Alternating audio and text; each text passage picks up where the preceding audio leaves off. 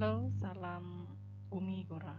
Perkenalkan, nama saya Nelly. Saya adalah salah satu mahasiswa di Universitas Umi Gora Mataram. Jurusan saya adalah jurusan Ilmu Komputer. Fakultas saya adalah Fakultas Teknik. Video ini saya buat untuk memenuhi tugas ujian akhir semester jaringan saraf tiruan saya dengan dosen pengajar saya adalah Ibu Fatimatur Zahra, MKom.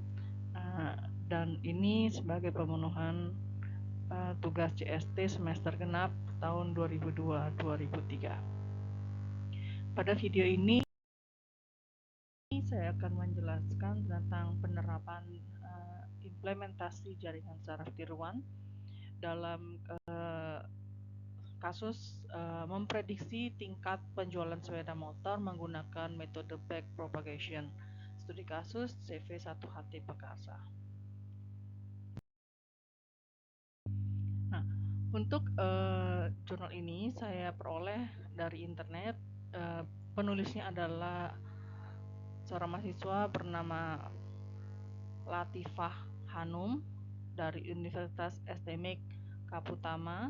Nah, dan linknya saya peroleh dari jurnal Pancabudi Vol 14 nomor 2 Desember tahun 2021.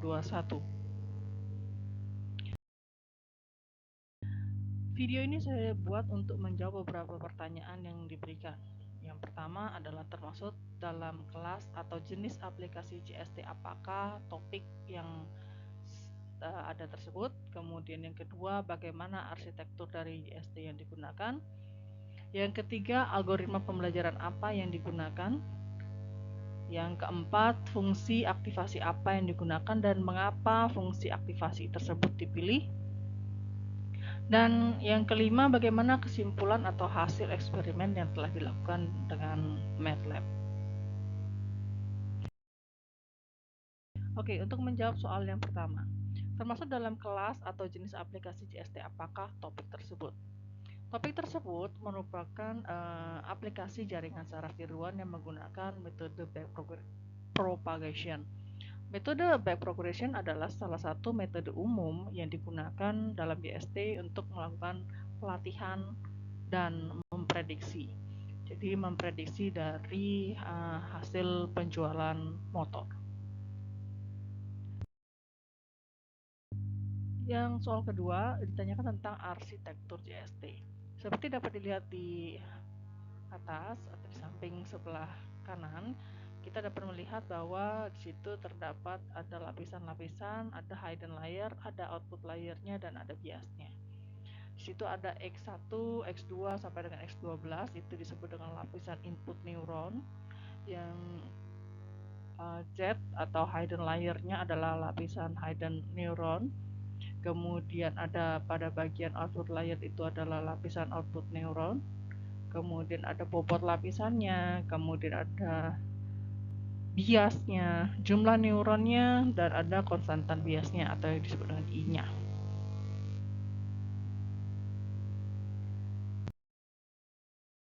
Bobot awal yang menghubungkan neuron-neuron pada lapisan input dan output lapisan tersembunyi mulai dari V11 sampai V1N, V21 sampai V2N, dan bobot bias pada V01 dan V0N dipilih secara acak.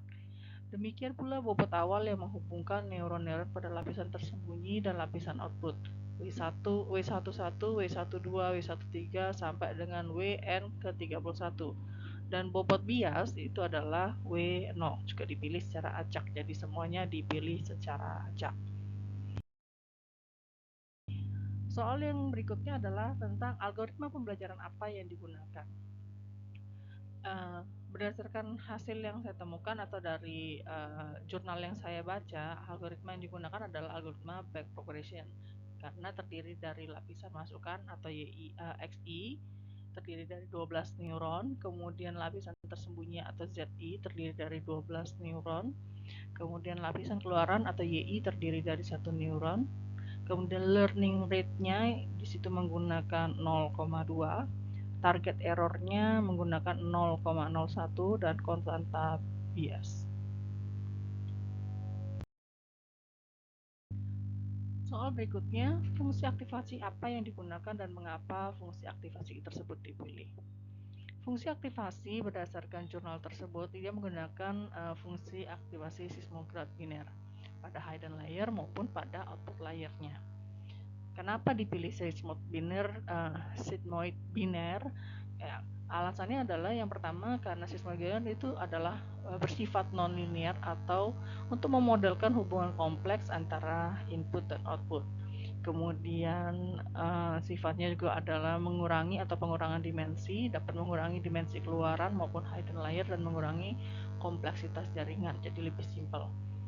Derivatif juga mudah dihitung, mulai dari turunan dari fungsinya sampai dengan optimasi jaringan selama pelatihan.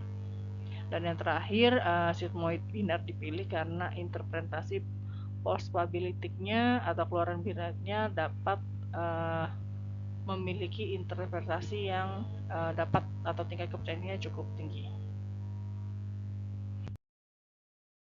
Bagaimana kesimpulan atau hasil eksperimen yang telah dilakukan dengan MATLAB?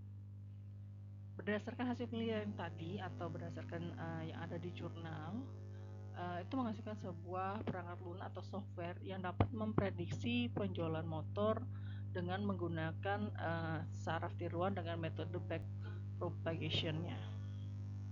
Dan kesimpulan proses perancangan dan implementasi program aplikasi tersebut menggunakan pengenalan pola. Yang pertama adalah menganalisis data penjualan sepeda motor sehingga dapat dikenalin dengan metode tersebut.